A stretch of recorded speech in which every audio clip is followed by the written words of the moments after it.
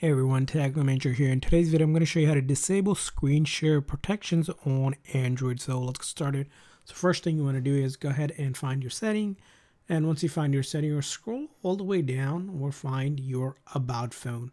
Now, once you find About Phone here, you're going to go down a little bit further, click on Software Information. And from software information, you're going to look for a build number.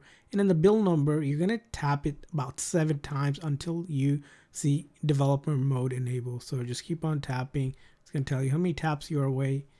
And then you're going to enter your phone's passcode so it can actually activate. Then it's going to say allow development settings. And we're going to hit OK. So the developer mode has been turned on. And then we're going to go back and then back again to the main settings.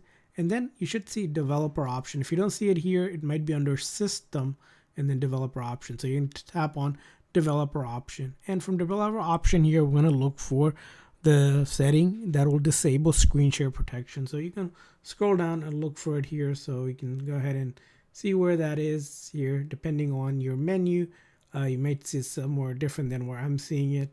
So let's go ahead and find disable screen share. So we're going to go ahead and down a little bit further.